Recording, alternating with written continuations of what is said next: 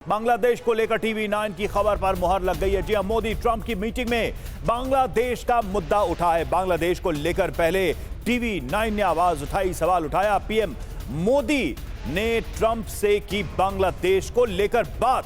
बड़ी जानकारी सामने आ रही।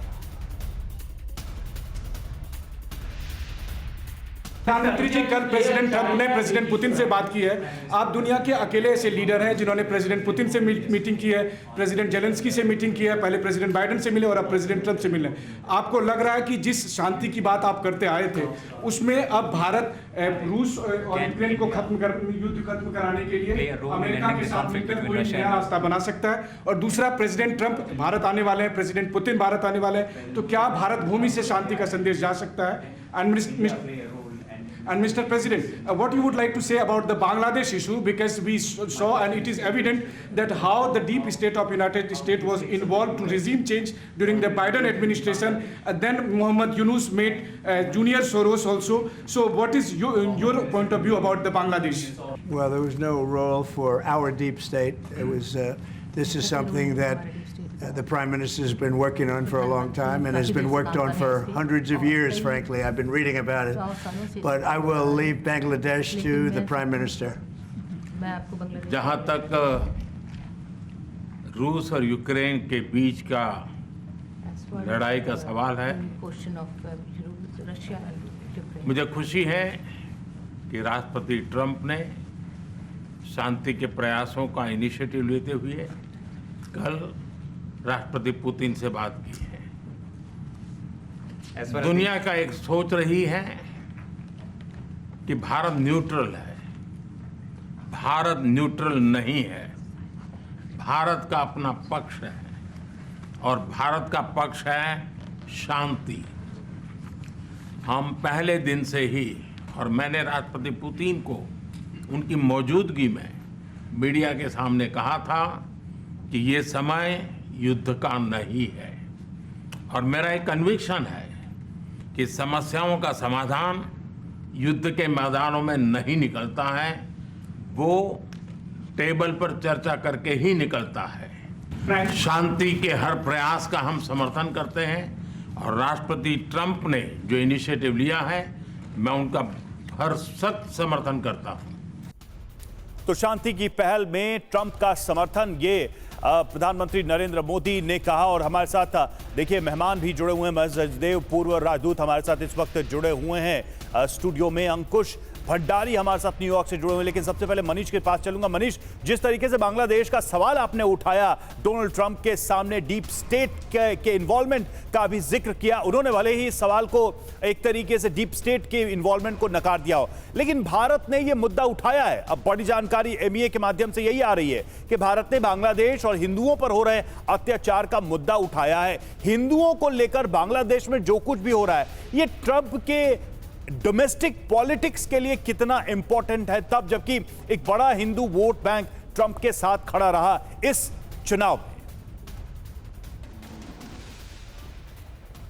बिल्कुल, देखिए बांग्लादेश के मौजूदा हालात और बांग्लादेश में जो कुछ हो रहा है, इसको लेकर लगातार टीवी 9 ने दुनिया के सामने इस मुद्दे को लगातार रखा था। लेकिन आज सबसे बड़ा मौका था। मौका इसलिए क्योंकि सामने अमेरिका के राष्ट्रपति डोनाल्ड ट्रंप थे। इसलिए टीवी 9 की तरफ से मुझे मौका मिला और मैंने डोनाल्ड ट्रंप से सबसे तीखा सवाल किया कि अमेरिका के डीप स्टेट का इसमें क्या रोल है और जॉर्ज सोरोस की क्या भूमिका है, और आप इस बारे में क्या कहना चाहेंगे।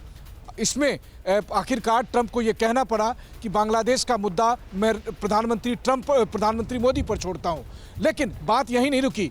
टीवी 9 के सवाल के बाद जब प्रधानमंत्री मोदी और प्रेसिडेंट ट्रंप के बीच बातचीत हो रही थी, तो फिर प्रधानमंत्री मोदी ने भी ट्रंप के सामने वही सवाल उठाया कि किस तरह से बांग्लादेश में सत्ता पलट हुआ है, आज की तारीख में बांग्लादेश के मौजूदा हालात क्या हैं, किस तरीके से बांग्लादेश में अल्पसंख्यक हिंदुओं पर हिंसा हो रही है, अत्याचार हो रहे हैं और वहाँ पर हिंदू मारे जा रहे हैं। ये सारे मुद्दे वहाँ पर उठाए गए और इस बात की जानकारी अभी विदेश सचिव विक्रम मिस्री ने दी। उन्होंने बताया कि प्रधानमंत्री ने भी ट्रंप से बांग्लादेश का मुद्दा उठाया और भारत की चिंताओं से अवगत कराया है।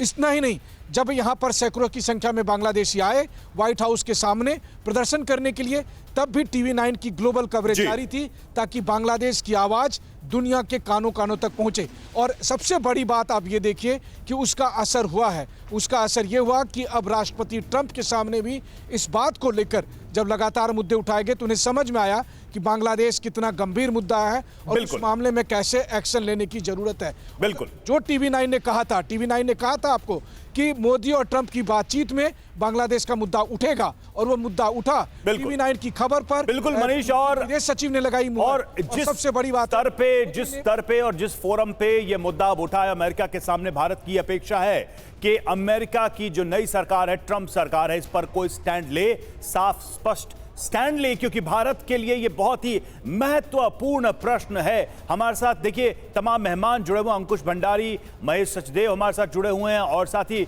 प्रसून जी भी हमारे साथ देखिए जुड़ चुके हैं, हमारे स्टूडियो में मौजूद हैं। प्रसून जी, आप ही के पास आता हूं। पहला सवाल यही, बांग्लादेश को लेकर भारत की चिंता और अमेरिका का स्टैंड, इसे कैसे देखेंगे आप? क्योंकि भारत ने आधिकारिक तौर पर इसकी पुष्टि कर दी है कि इस मुद्दे को, हिंदुओं पर हो रहे बांग्लादेश में अत्याचार को ट्रंप के सामने रखा गया है।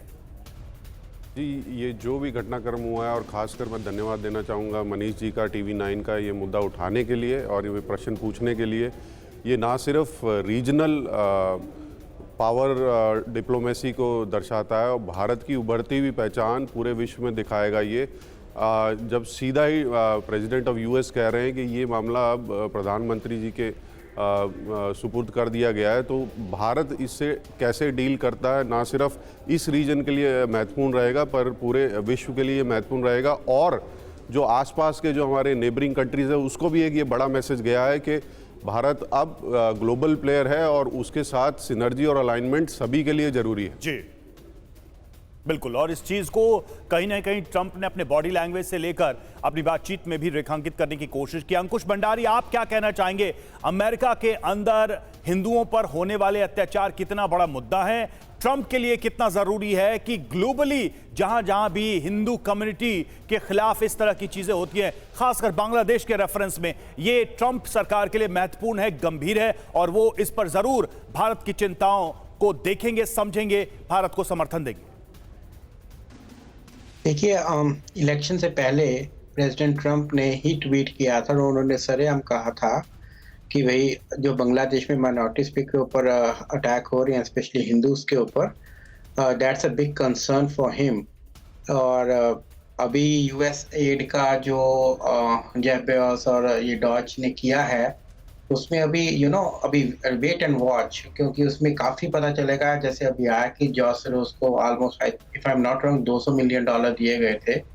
सो these are the things which are being unearth with the time, और उससे पता चलेगा कि कैसे बेशक प्रेसिडेंट ट्रंप ने डिप्लोमेटिकली आंसर दिया कि भैया डीप स्टेट इन्वॉल्व नहीं है, बट अगर यूएस एड के थ्रू ये सब कुछ हुआ है या उसमें कुछ भी हुआ है, तो it's a clear indication that somebody is involved. ठीक है, whether you called it a deep state or you called it an agency or you called it a person name, so or an NGO। तो आप ही कह रहे हैं कि कहीं ना कहीं कोई ना कोई ऐसी भूमिका रही है वहां पर जिसने इस चीज को प्रभावित किया। एम्बेसडर महेश सचदेव, अब बात यह है कि ट्रंप ने यह कहा कि पिछली सरकार यानी बाइडेन सरकार की गलतियों की वजह से भारत और अमेरिका के बीच दूरियां आई, हम उसकी बात नहीं करेंगे।